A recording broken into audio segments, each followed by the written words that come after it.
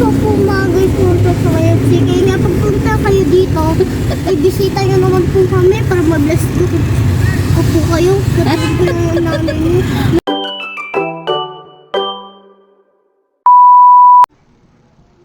Hi guys! For today's vlog, magluluto ako ngayon ng ulam namin ngayong tanghalian.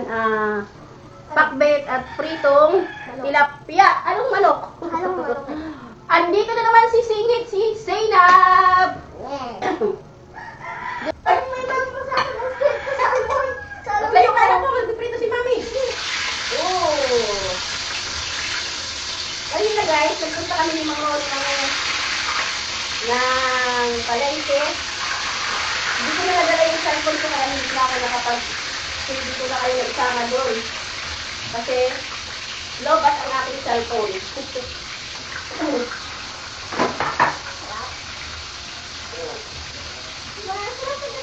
Nabili ko lang to guys, ha? Nabili ko lang to guys, halagang 130, isang kilong tilapia. Pero ang lalaki niya, oh. Kagabi kasi, nung nagpunta kami ng inasal, marami pang natirang manok. Kaya, ito guys, oh. Kaya, isasakit ko siya sa, ayan yung mga natira kagabi, hindi naubos. Ayan, siguro tigigisa kami dyan. 5 kaming kumain doon, si Sinab kasi, palabok lang yung kinain niya sa, sa Mang Inasal. Kaya gagawin ko dito, isasahog ko siya sa, lulutuin kong, pakbet. Tapos nagpabili ako kay Kuya JD ng ng bagoong alamang. Ayan, 7 isa doon sa labasan. Kaya igigisa ko siya para yan yung pang-aalat ko sa pakbet natin. Tapos ito, talaga, isama ko kayo dito sa aking hinugasang ito.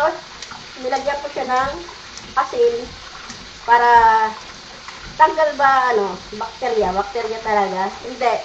Kasi kasabihan sa Bisaya, pag gamili ka ng, hindi naman sa guys, nag-iingat lang naman. Lalagyan mo raw ng asin para matanggal, halimbawa, ng sumpa-sumpa or ano. Hindi ko naman sa inaano yung mga tinda. Lang naman. Yung ginagaya ko lang naman yung mga nakasanayan ko noon nung mga bata pa ako. Mga bata.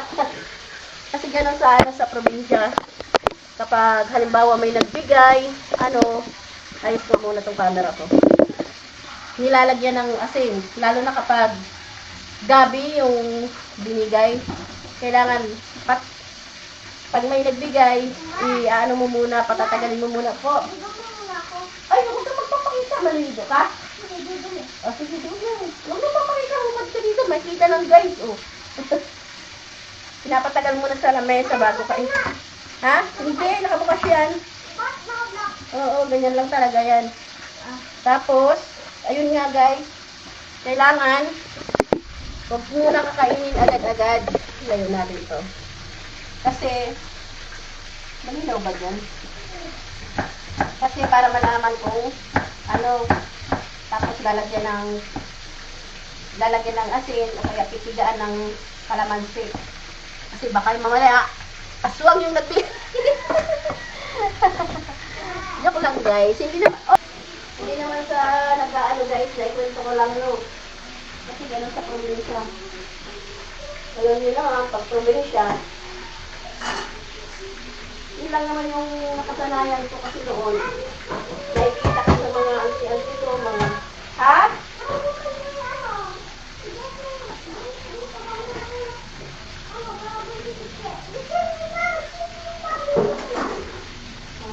Sige. Tapos ngayong araw guys, namili si Mang Ronnie ng sabi ko lang nga, may nabili siya dyan na, Jay! Patingin ka ako ng binili ni Papa mo. May sisigaw dito. Yung binili ni Papa mo, yung 7 gram. Mali. Yung nabili niya, plastic. Kailangan daw, kapag bakal yung tubo, bakal din daw yung bibilihin. Pag plastic, plastic. Kaya lang nabili ni Mang Ronnie, in-order pa man din niya sa, Lazada.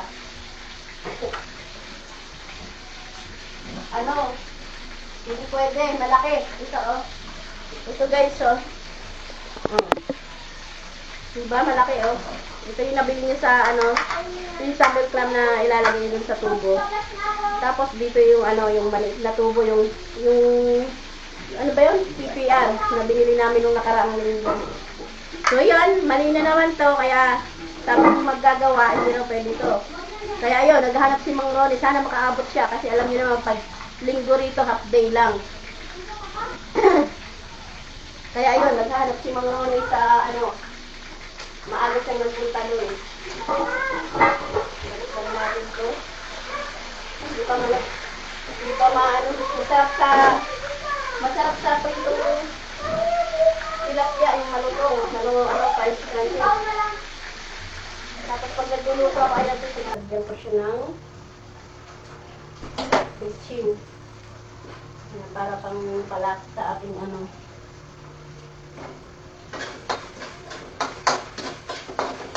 Ito na guys, malapit na maluto yung ating pakbet. Ayan nga yung nilagyan ko ng bagoong alamang. So ilang lang, malapit na maluto yan. Gulay na pakbet. Matikman nga. Sarap. Lapit na. Medyo matigas-tigas pa itong kalabasa at gabi. Hintayin lang natin saglit. Kakain na tayo ng ating paranghalian. Guys, magandang hapon. So, nandito nga kami ngayon sa KFC dahil ito si Zainab. Gusto ko po kasi Nangungulit. May ako muna. Gusto ko po mag-punta sa KFC. Kaya nga pagpunta kayo dito, ay bisita nyo naman po kami para mag-bless ko po kayo. Kapag ko yung nanay nyo.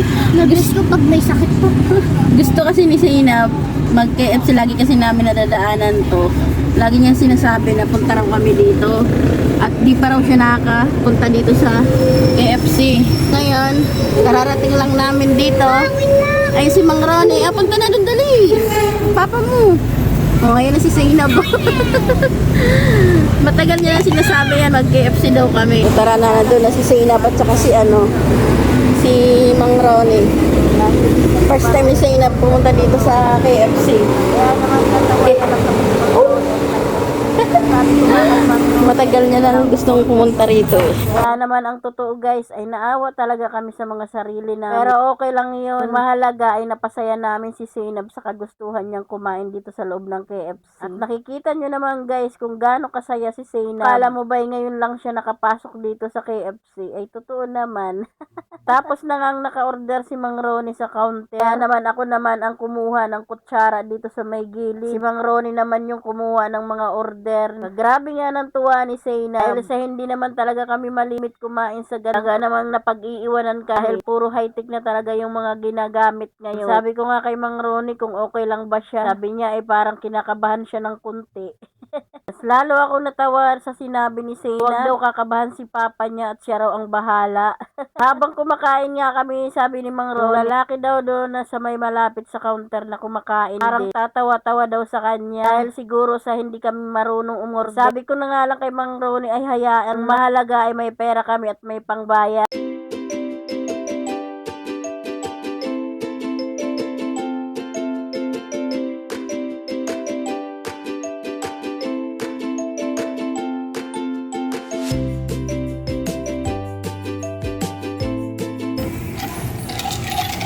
Imot.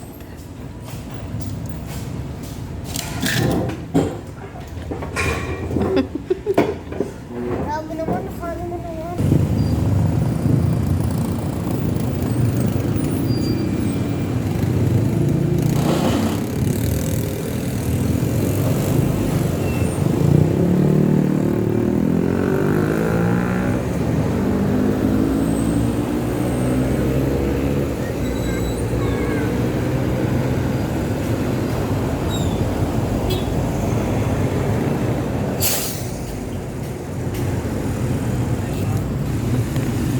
Tara na.